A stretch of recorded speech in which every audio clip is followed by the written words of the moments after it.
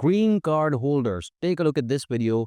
These videos on TikTok are trending right now. It's really important that we get the word out so other people don't fall into this trap. This is a viral video on TikTok. Customs stopped her and took her green card, cut the corner off of it, put her in a room with like 3 other people. Someone tells about her niece's experience where she was detained into a room essentially for secondary inspection in certain cases, was not being allowed back into the country. One of the people in that room that if you have been a green card holder for less than 2 years and you leave the United States, they won't let you back in.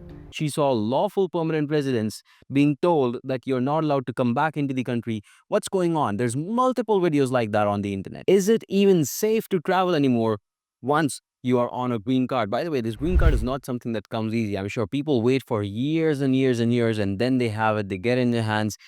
Is it, by any chance, even safe to travel right now? Because there are urgencies when you have to travel for just a couple of days. And just on the basis of a couple of days, if you're being stopped, I don't think it's worth it, right? Well, we're going to clarify that. So here's what people claim online, that you as a green card holder can be subject to deportation. You could be a part of removal proceedings where they're talking about removing you from the country itself. Border Patrol security officers may ask you to sign a form called I-407, which allows you to voluntarily give up your green card, essentially. The key takeaway is know your rights and never sign any documents unless you fully understand what you're signing. People are worried. It is not easy to get a green card. For years and years you wait, and then it can be taken away just like that. Well, let me ease that out for you. Who needs to worry? Well, number one, criminals, people with a history of felony, DUIs, all kinds of issues that you may have had, which US likes to take very, very seriously. Then, of course, there are cases where you've stayed more than 180 days out of the country. That basically gives the right to the officer to do inspection on you, especially if you've stayed more than a year out of the country. That's not even allowed on the green card. According to the Immigration and Nationality Act in the US, a lawful permanent resident, an LPR, or green card holder who has been absent from the US for over 180 days is considered to be seeking readmission and may be subject to grounds of inadmissibility. You see, the government can revoke your green card. It is absolutely possible. But it doesn't just happen so easily. There are certain cases. The first case is abandonment. You're not allowed to be on the green card and leave the US for more than 1 year, but you have done that. So you're violating the terms of your green card, and hence it's considered abandoned and they can take it away in that case. Then, of course, there's the case of signing the I-407. This is usually when the office is going to pull out an I-407 and they're going to say, hey, look, you had a green card because you have been outside the country, you have violated the terms, you have to sign it. My request to you is to not sign any such document. Let them take you to a judge. Go to court. Call in an attorney. You should be provided one, or you might already have one. But the point is, don't sign any documents just under pressure, just in case they say we're going to have to remove you. Doesn't matter.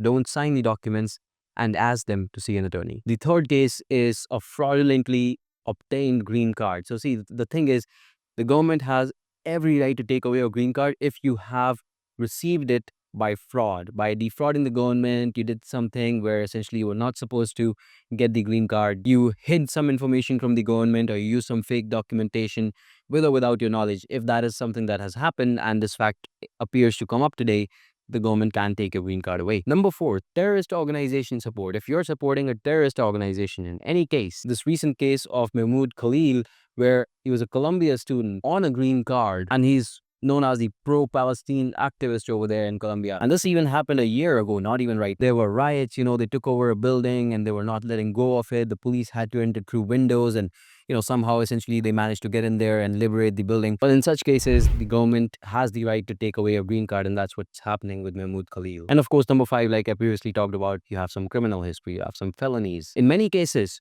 if after a felony, they say, hey, sign off on this, plead guilty, you don't have to go to jail. That's it, but it's just going to show up on your records. That's something that can be used against you as well. That can be used to deport you, to take away your green card.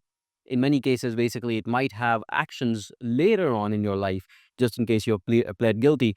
That's something that they don't tell you when they say that you'll avoid jail time. Now, I know there's cases on TikTok which claim otherwise, that we didn't have any of this, yet this is happening. But for most of the cases out there, there's no need to be afraid.